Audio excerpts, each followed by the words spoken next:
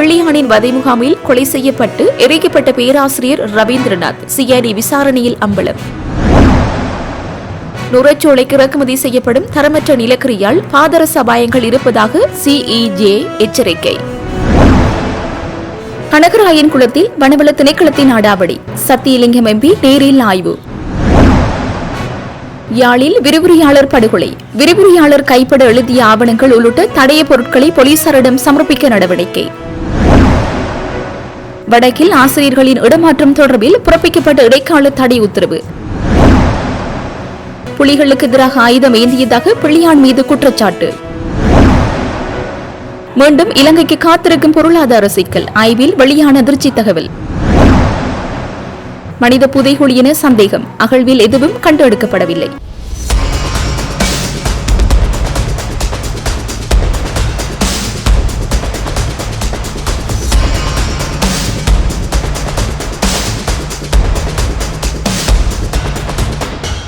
கிழக்கு பல்கலைக்கழகத்தின் முன்னாள் பேராசிரியர் சிவசுப்பிரமணியம் ரவீந்திரநாத் காணாமல் போனது தொடர்பாக குற்றப்புலனாய்வு திணைக்களத்தால் கைது செய்யப்பட்ட முன்னாள் ராஜாங்க அமைச்சர் சிவனேசதுரை சந்திரகாந்தன் என்ற பிள்ளையானை சட்டமா அதிபரின் அறிவுரை வரும் வரை விளக்கமறியலில் வைக்குமாறு கல்கிசை நீதவான் பசன் அமரசேன உத்தரவிட்டார். 2006 ஆண்டு நிகழ்ந்ததாக கூறப்படும் இந்த காணாமல் போனல் தொடர்பாக காவல்துறை அதிபரின் உத்தரவின் பேரில் நடத்தப்பட்ட விசாரணைகள் தொடர்பாக இதுவரை 5 சந்தேக நபர்கள் நீதிமன்றத்தில் முன்னிலைப்படுத்தப்பட்டுள்ளனர். மேலும் இவ்வழக்கில் பிள்ளையான் முதல் சந்தேக நபராக குற்றப்புலனாய்வு திணைக்களம் நேற்று வெளியிட்ட ஒரு மேலதிக அறிக்கையில் குறிப்பிட்டுள்ளது. குற்றப்புலனாய்வு துறையின் தடுப்பு காவல் உத்தரவின் கீழ் கிட்டத்தட்ட 359 நாட்களாக தடுத்து வைக்கப்பட்டுள்ள சந்தேக நபர் பிள்ளையானுக்காக சட்டத்திரணி உதய கமன்பிலம் முன்னிலையாகி பயங்கரவாத தடுப்புச் சட்டத்தின் கீழ் சந்தேக நபரை நீதிமன்றத்தில் முன்னிலைப்படுத்துவதற்கு தமது எதிர்ப்பை தெரிவித்துள்ளார். இருப்பினும் கொழும்பில் ஒரு வெள்ளை வேனில் பேராசிரியர் கடத்தப்பட்டு கொலை செய்யப்பட்ட சம்பவம் குறித்து விசாரணையை இந்த நீண்டகால தடுப்பு காவலுக்கு முக்கிய காரணமாகும். தொடர்புடைய விசாரணைகளின் போது வெளிவந்த தகவல்களின்படி இந்த கடத்தலுக்கு பிறகு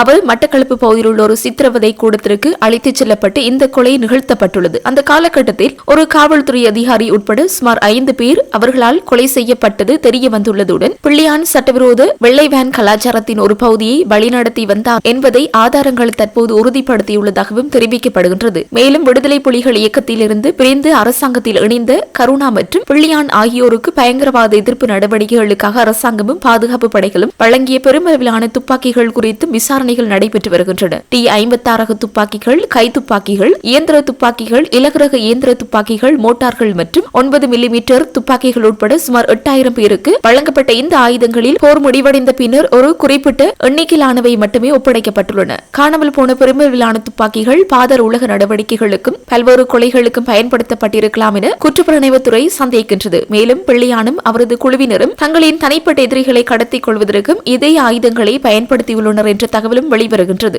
இதற்கிடையில் உயிர்த்த ஞாயிறு பயங்கரவாத தாக்குதல் மற்றும் அதன் தலைவர் சக்ரானை சந்தித்தது தொடர்பாக பிள்ளையான் குற்றவியல் நடைமுறை சட்டத்தின் 127வது பிரிவின் கீழ் நீதிபதி முன் ஒரு ரகசிய வாக்குமூலத்தையும் அளித்துள்ளார். எந்த ஒரு செல்வாக்குமின்றி அளிக்கப்பட்ட இந்த வலுவான வாக்குமூலத்தின் அடிப்படையில் சலியா என்ற நபரின் வாக்குமூலமும் பதிவு செய்து தற்போது விசாரணைகள் மேற்கொள்ளப்பட்டு வருகின்றன. பிள்ளையானின் வழக்கறிஞர் உதய கம்மன்பில சலியாவுக்காகவும் முன்னிலையாகியுள்ளார். இந்த சட்ட நடவடிக்கைக்கு இணையாக அரசியல் களத்தில் பல்வேறு கருத்துக்கள் வெளிப்பட்டு வருகின்றன.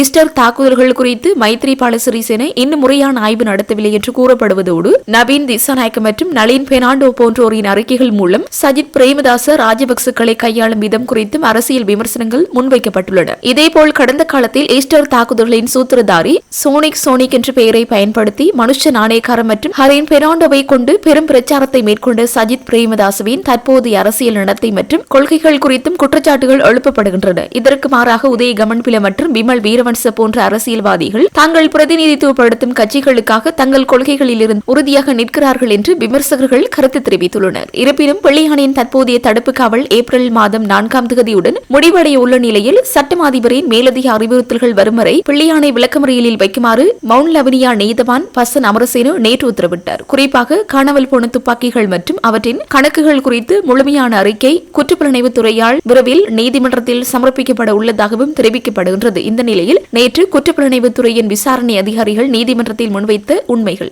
நீதிபதி அவர்களே, சிவனேசுதுரை சந்திரகாந்தன் என்ற பிள்ளையான் எனும் இந்த சந்தேக நபர் செவனப்பட்டிய பகுதியில் ஒரு சித்திரவதை முகாமை நடத்தி வந்துள்ளார். பொதுமக்கள், தொழிலதிபர்கள், அரசாங்க ஊழியர்கள் மற்றும் காவல்துறை அதிகாரிகள் போன்ற பல்வேறு தரப்பினர் அந்த இடத்திற்கு கொண்டு செல்லப்பட்டு கடுமையான சித்திரவதை மிரட்டி பணம் பறித்தல் மற்றும் கொலைகளுக்கு உள்ளாக்கப்பட்டுள்ளனர். கேள்விக்குட்பட்ட இந்த பேராசிரியரும் இதே இடத்தில் கடத்தப்பட்டு தடுத்து வைக்கப்பட்டு கொலை செய்யப்பட்டு எரிக்கப்பட்டுள்ளார். பேராசிரியர் இந்த முகாமில் தடுத்து வைக்கப்பட்டு பின்னர் கொலை செய்யப்பட்டதாக 2 சாட்சிகள் வாக்குமூலம் அளித்துள்ளனர். சில கொலைகளுக்கு பிறகு உடல்கள் அதே முகாமில் புதைக்கப்பட்டதாக தற்போது ஆதாரம் வெளியாகியுள்ளது. இது தொடர்பாக பாதுகாப்பு அமைச்சகம் கோரியுள்ளோர் அறிக்கை, இதுபோன்ற முகாமை நடத்துவதற்கு இந்த சந்தேக நபருக்கு எந்த சட்டப்பூர்வ அதிகாரமும் வழங்கப்படவில்லை என்பதை குறிப்பிடுகின்றது. மேலும் அப்போதைய அரசியல் சூழ்நிலை காரணமாக பாதுகாப்பு அமைச்சகம் இந்த சந்தேக நபருக்கு 352 T56 ரக துப்பாக்கிகளையும் 9 மில்லிமீட்டர் ரக துப்பாக்கிகளையும் வழங்கியுள்ளது. ஒரு 36 கலிபர் மைக்ரோ கலிபர் துப்பாக்கி பாதுகாப்பு அமைச்சகத்திடம் திருப்பி தரப்படவில்லை என்றும் அந்த அறிக்கை கூறுகின்றது. அதன்படி நீதிபதி அவர்களே, இந்த சந்தேக நபர் மீது குற்றச்சாட்டுகள் பதிவு செய்யப்படும் பயங்கரவாத தடுப்புச் சட்டம் மற்றும் கொலைக்கான தண்டனை சட்டத்தின் பிரிவு 296 அடிப்படையில் இது விசாரணைக்கு உள்ளாக்கப்படுகின்றது என்றனர்.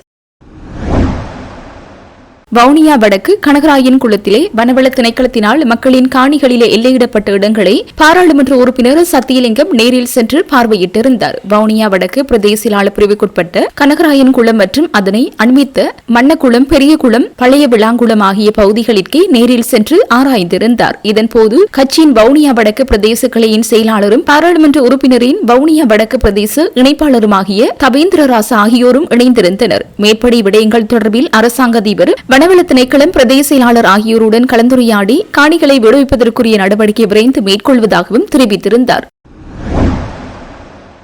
படுகொலை செய்யப்பட்ட விரிவுரையாளர் தன் கைப்பட எழுதிய சில ஆவணங்கள் உள்ளிட்ட தடய பொருட்களை நீதிமன்றம் ஊடாக போலீசாரிடம் ஒப்படைக்க தயாராக உள்ளோம் என பாதிக்கப்பட்டவர்கள் நலன் சார்ந்து மன்றில் முன்னிலையான ஜனாதிபதி சட்டத்திரணி M.A. சுமந்திரன் தனது சமர்ப்பணத்தில் தெரிவித்திருந்தார். யாழ் பல்கலைக்கழக சித்த மருத்துவப்பட விரிவுரையாளர் கொலை வழக்கு நேற்றைய தினம் யாழ் நீதவான் நீதிமன்றத்தில் விசாரணைக்கு எடுத்துக் கொள்ளப்பட்ட போது படுகொலை செய்யப்பட்ட விரிவுரையாளரின் குடும்பத்தினரை நலன் சார்ந்து மன்றில் தோன்றி தனது சமர்ப்பணங்களை முன்வைக்கும் போதே அவ்வாறு தெரிவித்தார். மேலும் குறிப்பிடுகையில், சந்தேக நபர்கள் சார்பில் மன்றில் நான் முன்னிலையாகவில்லை, பாதிக்கப்பட்டவர்கள் தரப்பினர் சார்பில் தான் முன்னிலையானேன். அது தொடர்பில் நீதிமன்ற வழக்கீடுகளில் கூட தெளிவாக உள்ளது. ஆனால் நான் சந்தேக நபர் சார்பில் முன்னிலையானதாக சில ஊடகங்களில் செய்திகள் வெளியாகின. இது தொடர்பில் ஊடகங்களுக்கு நீதிமன்ற பொதுவான எச்சரிக்கையை விடுக்க வேண்டும்.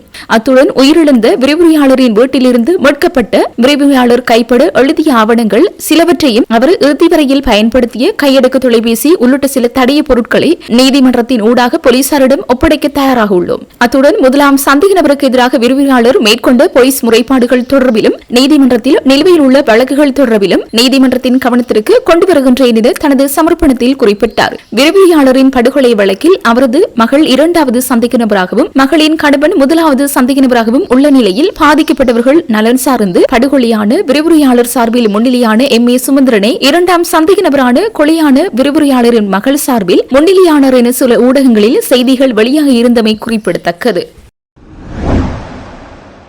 தரம் குறைந்தவை என சந்தேகிக்கப்படும் சமீபத்திய நிலக்கரி இறக்குமதியில் அதிக அளவு பாதரசம் இறக்கலாம் என்றும் அது சுற்றுச்சூழல் அமைப்புகளுக்கும் மனித ஆரோக்கியத்திற்கும் அபாயங்களை ஏற்படுத்தக்கூடும் என்றும் சுற்றுச்சூழல் நீதி மையம் கவலை தெரிவித்துள்ளது.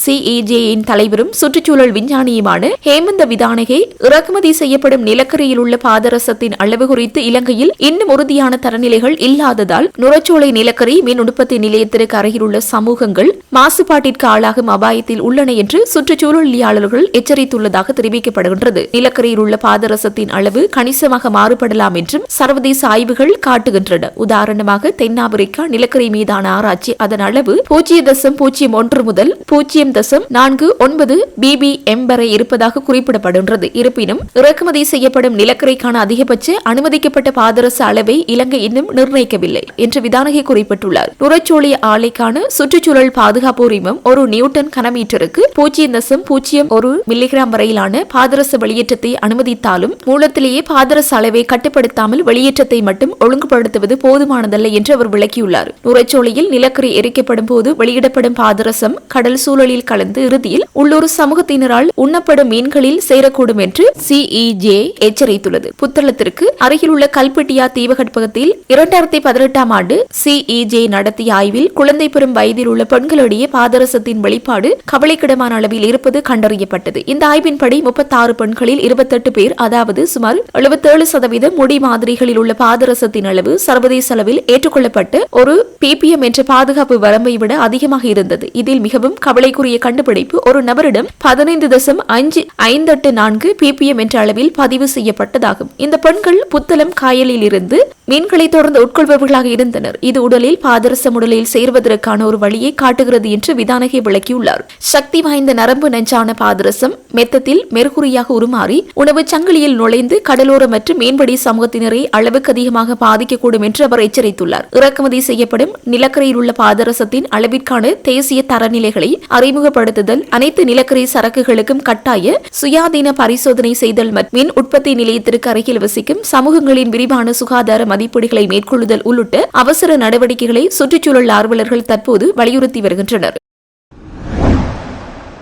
வடக்கில் மேற்கொள்ளப்பட்ட தேவையின் அவசர தேவை அடிப்படையில் 193 ஆசிரியர்களை ஒரே நேரத்தில் மாற்றல் செய்வது நிறுவப்பட்ட நிர்வாக கொள்கைகளுக்கு முரணானது மற்றும் ஸ்தாபன முறைமை அத்தியாயம் 3.2 மற்றும் 11 விதிகளை மீறுகின்றது என சுட்டிக்காட்டிய இலங்கை மனித உரிமைகள் ஆணைக்குழுவின் தலைவர் ஓய்வு பெற்ற உச்ச நீதிமன்ற LTP தெஹிதனிய இடமாற்றத்தை உடன் நிலைநிறுத்துமாறு இடைக்கால தடை உத்தரவு பிறப்பித்துள்ளார். அவர் வழங்கிய அறிக்கையில் குறிப்பிடப்பட்டதாவது: பாதிக்கப்பட்ட அலுவலர்கள் பொதுச்சேவை ஆணைக்குழு விதிகளின் பிரிவு 267 மற்றும் வடமாகாண ஸ்தாபன முறைமையின் தொடர்புடைய விதிகளின் கீழ் மேன்முறையீடு செய்வதற்கு சட்ட உரிமை உண்டு. மேல்முறையீடுகள் முறையாக பரிசீலிக்கப்பட வேண்டும் மற்றும் நடைமுறை நீதி வழங்கப்பட வேண்டும். கூடுதலாக தேசிய ஆசிரியர் மாற்றக் கொள்கை மேல்முறையீடு செய்யும் ஆசிரியர்கள் மேல்முறையீடு தீர்வு காணப்படும் வரை 1 மாதத்திற்குள் நடக்க வேண்டும். தற்போதைய நிலையத்தில் தொடர அனுமதிக்கப்பட வேண்டும். இந்த தேவைகளுக்கு மாறாக அதில் அளிப்பவர்கள் மேல்முறையீடுகளை தீர்க்காமல் புகாரிடுபவர்களை தங்கள் நிலையங்களை காலி செய்யும்படி கட்டாயப்படுத்தி ஆசிரியர்கள் புதிய நிலையத்தில் பணியமர்ந்த பின்னரே மேல்முறையீடுகளை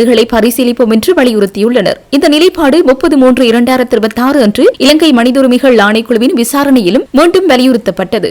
இதன் விளைவாக புகாரிடுபவர்கள் ஒதுக்கப்பட்ட சேவை நிலையம் இல்லாமல் இருக்கும் நிலை ஏற்பட்டு உத்தியபூர்வ செயல்பாடுகளை நிறைவேற்றுவதற்கான திறன் குறைந்துள்ளது. மேற்கொண்ட உண்மைகளிலிருந்து அடிப்படை உரிமைகளின் முதன்மை மீறல் நிறுவப்பட்டுள்ளது. முன்னோக்கிய வழக்கு அமைவை கருத்திற்கொண்டு இலங்கை மனித உரிமைகள் ஆணைக்குழு 1996 ஆண்டின் இலங்கை மனித உரிமைகள் ஆணைக்குழு சட்டம் எண் 21 பிரிவு 15 அடிப்படையில் பின்வரும் இடைக்கால உத்தரவை வழங்குகின்றது. அதன்படி HRCSL வழக்கு முழுமையாக விசாரிக்கப்பட்டு இறுதி தீர்வு வழங்கப்படும் வரை மேற்படி மாற்றல் உத்தரவுகளின் நடைமுறைப்படுத்தலை உடனடியாக நிறுத்தி வைக்குமாறு பதில் அளிப்பவர்களுக்கு உத்தரவிடப்படுகின்றது. இந்த உத்தரவை மீறுவது இலங்கை மனித உரிமைகள் ஆணைக்குழுவை அவமதிப்பாக கருதப்படும். மேலும் 1996 ஆண்டின் இலங்கை மனித உரிமைகள் ஆணைக்குழு சட்டம் எண் 21 பிரிவு 27 கீழ் நடவடிக்கை எடுக்கப்படும். ஆணைக்குழுவின் அதிகாரத்திற்கு எதிரான அல்லது மரியாதையற்ற ஒவ்வொரு அவமதிப்பு குற்றமும் உச்ச நீதிமன்றத்தில் அந்த நீதிமன்றத்திற்கு எதிரான அவமதிப்பு குற்றம் போல் தண்டிக்கப்படும் என தெரிவித்து இடைக்கால தடை உத்தரவு வழங்கப்பட்டுள்ளது. தமிழீழ விடுதலை புலிகளுக்கு எதிராக ஆயுதம் ஏந்தியதாக கிழக்கு மாகாண முன்னாள் முதலமைச்சர் சிவனேசுதுரை சந்திரகாந்த் எனப்படும் பிள்ளையானுக்கு எதிராக குற்றச்சாட்டு முன்வைக்கப்பட்டுள்ளதாக முன்னாள் அமைச்சரும் சட்டத்திறனியுமான உதய கமன்பில தெரிவித்துள்ளார். உதய கமன்பில பிள்ளையானின் சட்டத்திறனியாக கடமையாற்றி வருகின்றார் என்பது குறிப்பிடத்தக்கது. ராணுவ படைப்பிரிவுகளில் அங்கம் வகித்த பிள்ளையான் புலிகளுக்கு எதிரான போரில் ஆயுதம் ஏந்தியதாகவும் இது சட்டவிரோதமானது எனவும் குற்றம் சுமத்தப்பட்டுள்ளதாக தெரிவித்துள்ளார். சுமார் ஓராண்டு காலத்திற்கு பின்னர் பிள்ளையான் நேற்று நீதிமன்றத்தில் முன்னிலைப்படுத்தப்பட்டார். பிள்ளையான் மீது உயிர்த்த ஞாயிறு தற்கொலை குண்டு தாக்குதல் தொடர்பில் எவ்வித குற்றச்சாட்டுகளும் முன்வைக்கப்படவில்லை என அவர் தெரிவித்துள்ளார். ஜனாதிபதி அனுரகுமார திசாநாயக்க மட்டக்களப்பில் வைத்து பிள்ளையான் மீது ஈஸ்டர் தாக்குதல் குற்றச்சாட்டு சுமத்தப்பட்டதாகவும் அதன் அடிப்படையில் கைது செய்யப்பட்டதாகவும் கூறியிருந்தார் என உதய கமன்பில சுட்டிக்காட்டியுள்ளார். மேலும் இதே விடயத்தை பொது பாதுகாப்பு அமைச்சர் ஆனந்த விஜயபால நாடாளுமன்றத்தில் குறிப்பிட்டிருந்தார் என அவர் மேலும் தெரிவித்துள்ளார். எனினும் நீதிமன்ற தகவல்களின் பிரகாரம் பிள்ளையான் ஈஸ்டர் தாக்குதல் தொடர்பில் கைது செய்யப்பட்டு தடுத்து வைக்கப்படவில்லை என குறிப்பிட்டுள்ளார். அது நீதிமன்றத்தில் இன்றைய தினம் அம்பலமானது என அவர் சுட்டிக்காட்டியுள்ளார். கிழக்கு பல்கலைக்கழகத்தின் முன்னாள் துணைவேந்தர் ரவீந்திரநாத் என்பவரின் காணாமல் போனல் தொடர்பில் பிள்ளையானுக்கு எதிராக குற்றச்சாட்டு முன்வைக்கப்பட்டுள்ளது என அவர் தெரிவித்துள்ளார். மேலும் தமிழீழ விடுதலை புலிகளினால் முன்னெடுக்கப்பட்டு வந்த சித்திரவதை முகாம்களில் இருந்தார் எனவும் குற்றச்சாட்டுகள் முன்வைக்கப்பட்டுள்ளதாக உதயகமன்பில தெரிவித்துள்ளார். குற்றப்புலனாய்வு பிரிவினர் சாட்சியங்களை ஜோடிப்பதில் வல்லவர்கள் எனவும் அவர்களை விசாரணையாளர்கள் என கூறுவதை விடவும் நல்ல கதாசிரியர்கள் என குறிப்பிட முடியும் என அவர் குறிப்பிட்டுள்ளார். மத்திய கிழக்கு மோதல்கள் தொடர்ந்து நீடித்தால் இலங்கையின் பேரண்ட பொருளாதார ஸ்திரத்தன்மையை சிதைப்பதுடன் நாட்டை உணவு பாதுகாப்பின்மை மற்றும் உயர் வாழ்க்கை செலவு நெருக்கடிகளுக்குள் தள்ளும் என்று எச்சரிக்கப்பட்டுள்ளது. சிங்கப்பூர் தேசிய பல்கலைக்கழகத்தின் தெற்காசிய ஆய்வுகள் நிலைய ஆய்வாளர் ரஜினி கமகே வெளியிட்டிருக்கும் ஆய்வறிக்கையில் இந்த விடயம் தெரிவிக்கப்பட்டுள்ளது. மத்திய கிழக்கு போரின் விளைவாக ஹோர்முஸ் நீரிணையை மையப்படுத்தியிருந்த உலகளாவிய எரிபொருள் விநியோக சங்கிலி மற்றும் கப்பல் போக்குவரத்து பாதை என்பனவற்றில் இடையூறுகள் ஏற்பட்டுள்ளன. இதனால் இலங்கைக்கு இறக்குமதி செய்யப்படும் எரிபொருள், உரம் மற்றும் ஏனைய அத்தியாவசிய பொருட்களில் பாதிப்பு ஏற்படக்கூடிய நிலைமை ஏற்பட்டுள்ளது. ஹோர்முஸ் நீரிணை பதற்றங்களுக்கு மத்தியில் உணவுப் பொருட்களில் வெளியேற்றத்தினால் வெகுவாக பாதிக்கப்படக்கூடிய நாடுகளில் ஒன்றாக இலங்கை அடையாளம் காணப்பட்டுள்ளதாக அவர் சுட்டிக்காட்டியுள்ளார். இந்த நிலைமை நாட்டின் பேரண்ட பொருளாதார ஸ்திரத்தன்மையை சிதைக்கும் அபாயத்தை கொண்டிருப்பதுடன் நாட்டை உணவு பாதுகாப்பின்மை மற்றும் உயர் வாழ்க்கை செலவு நெருக்கடிக்குள் தள்ளக்கூடும் என்றும் அவர் எச்சரித்துள்ளார். ஏற்கனவே இலகுவில் பாதிக்கப்படக்கூடிய நலிவுற்ற நிலையில் உள்ள மக்கள் மத்தியில் இந்த அழுத்தங்கள் கடுமையான பாதிப்புகளை ஏற்படுத்தும் என்றும் தெற்காசிய ஆய்வுகள் நிலைய ஆய்வாளர் ரஜினி கமகே தெரிவித்துள்ளார். தற்செயலாக எலும்புகள் எதுவும் கண்டெடுக்கப்படாமலேயே ஒரு மனித புதைகுழி என சந்தேகிக்கப்பட்டு விசாரணை நடத்துமாறு நீதிமன்ற உத்தரவு பிறப்பிக்கப்பட்ட கிழக்கு மாகாணத்தில் அமைந்துள்ள காணியொன்றில் அரசாங்க செலவில் 6 அடி ஆழம் வரை தோண்டி அகழ்வுப்பணி குறைப்படத்தக்க எதனையும் கண்டெடுக்காமலேயே நிறைவு செய்யப்பட்டுள்ளது. தமிழீழ விடுதலை புலிகள் அமைப்பினால் படுகொலை செய்யப்பட்டு புதைக்கப்பட்டதாக குற்றம் சுமத்தப்பட்ட 150க்கும் மேற்பட்ட முஸ்லிம் ஹஜ் யாத்திரிகளின் உடல்கள் இருப்பதாக கூறப்பட்ட அந்த காணியில் விசாரணை நடவடிக்கைகளை மேற்கொள்வதற்காக 2.8 மில்லியன் ரூபாய்கள் செலவாகும் என மதிப்பிடப்பட்டிருந்தது. மனித புதைகுழி ஒன்றை தேடும் நோக்கில் தற்செயலாக மனித எச்சங்கள் எதுவும் கண்டெடுக்கப்படாமல் நீதிமன்ற மேற்பார்வையில் அகழ்வு பணிகள் ஆரம்பிக்கப்பட்டு குற்றம் ஒன்று இடம்பெற்றதற்கான ஆதாரங்கள் ஏதுமின்றி மூடிவிட நேர்ந்த இலங்கையின் முதலாவது இடம் மட்டக்களப்பில் அமைந்துள்ள குருக்கல் மடமாகும். 35 வருடங்களுக்கு முன்னர் 150க்கும் மேற்பட்ட இஸ்லாமிய சமயத்தவர்கள் படுகொலை செய்யப்பட்டு புதைக்கப்பட்டிருப்பதாக சந்தேகிக்கப்படும் மட்டக்களப்பு மாவட்டத்தின் குருக்கல் மடம் பகுதியில் உள்ள கடற்கரை காணியில் 2026 மார்ச் 30 களுவாஞ்சிக்குடி நீதவான் தர்மலிங்கம் பிரதீபனின் மேற்பார்வையின் கீழ் சட்ட வைத்திய அதிகாரி, சட்ட நிபுணர்கள் மற்றும் தொல்பொருள் திணைக்களத்தின் பங்களிப்புடன் அகழ்வு பணிகள் ஆரம்பிக்கப்பட்டன. அகழ்வு பணிகளுக்காக அடையாளம் காணப்பட்ட நிலப்பரப்பை சுமார் 6 அடி ஆழத்திற்கு தோண்டும் போது கடல் நீர் ஊற்றெடுத்ததை அடுத்து நிபுணர்களின் ஆலோசனைக்கு அமைவாக அகழ்வு பணிகள் ஆரம்பிக்கப்பட்டு 3 நாட்கள் பூர்த்தியான 2026 ஏப்ரல் 1 மாலை வேளையில் பாதிக்கப்பட்டோர் சார்பில் முன்னிலையான சட்டத்தரணி முபாரக் முகசும் தெரிவித்தார். இன்றைய தினம் 2 மீட்டர் ஆழத்திற்கு அகழ்வு பணி மேற்கொள்ளப்பட்டது. அகழ்வு குழி நீரினால் நிரம்பியதால் அகழ்வு பணியினை தொடர்வதில் பயனில்லை என சட்ட வைத்திய அதிகாரியின் தீர்மானத்திற்கு இணங்க அகழ்வு பணிகள் இன்று நிறைவு செய்யப்பட்டன. அகழ்வுக்காக தெரிவு செய்யப்பட்டிருந்த நிலப்பரப்பில் 5 மீட்டர் நீளம், 5 மீட்டர் அகலம் மற்றும் 9 அடி ஆழத்திற்கு அகழ்வு பணியை மேற்கொள்வதற்கு நீதிமன்ற அனுமதி வழங்கப்பட்டிருந்தது. அகழ்வு பணிகள் மேற்கொள்ளப்பட்ட பகுதியை சுற்றியுள்ள மேலும் சில இடங்களில் அகழ்வுகளை மேற்கொள்ள வேண்டும் என முறைப்பாட்டாளரான அப்துல் மஜீத் அப்துல் ரவூப் நீதிமன்றத்தில் முன்வைத்த கோரிக்கைக்கு அமைய அந்த நிலப்பரப்பை ஸ்கேன் பரிசோதனைக்கு உட்படுத்தும் நடவடிக்கை சிங்கள தமிழ் புத்தாண்டுக்கு பின்னர் இடம்பெறும் என சட்டத்தரணி முபாரக் முகசம் குறிப்பிட்டார். இப்பகுதிக்கு அண்மையில் அமைந்துள்ள வேறொரு பகுதியில் அகழ்வு பணிகளை மேற்கொள்ள வேண்டும் என முறைப்பாட்டாளர் நீதிமன்றத்திற்கு தெரிவித்துள்ளார். ஸ்கேன் பரிசோதனையை முன்னெடுப்பதற்கு நீதிமன்ற உத்தரவு உள்ளது. ஏப்ரல் மாதம் புத்தாண்டின் பின்னர் சந்தேகத்திற்குரிய பகுதியில் ஸ்கேன் பரிசோதனை மேற்கொள்ளப்படும். மனித எச்சங்களோ அல்லது வேறு எச்சங்களோ கண்டெடுக்கப்படாத நிலையில் அகழ்வு பணிகள் நேற்றுடன் நிறைவு செய்யப்பட்டன. இலங்கையில் விசாரணைக்குட்படுத்தப்படும் மனித புதைக்குழிகளில் தற்செயலாக எலும்புக்கூடுகள் கண்டெடுக்கப்படாமல் ஒரு பாரிய புதைக்குழியை கண்டறிவதற்காக அகழ்வு பணிகள் ஆரம்பிக்கப்பட்ட முதலாவது இடம் இதுவாகும். இதற்கு முன்னர் வடக்கிலும், கொழும்பிலும், சம்பூரிலும், மாத்தளையிலும் தற்செயலாக மனித எலும்புகள் தென்பட்ட பின்னரே இவ்வாறான விசாரணைகள் ஆரம்பிக்கப்பட்டன. பாரிய புதைக்குழி இருப்பதாக கூறப்படும் குறித்த இடத்தில் அகழ்வு பணிகளை ஆரம்பிப்பதற்கு தேவையான பூர்வாங்க நடவடிக்கைகளை மேற்கொள்ளுமாறு 2025 ஆகஸ்ட் மாதம் 25 களுவாஞ்சிக்குடி நீதவான் JPA ரஞ்சித்குமார் அரசாங்க அதிகாரிகளுக்கு உத்தரவிட்டிருந்தார். 3.5 தசாப்தங்களுக்கு பின்னர் இடம்பெற்ற அந்த படுகொலை சம்பவம் தொடர்பில் தமிழீழ விடுதலை புலிகள் அமைப்பின் மீது குற்றச்சாட்டுகள் சுமத்தப்பட்டுள்ளன.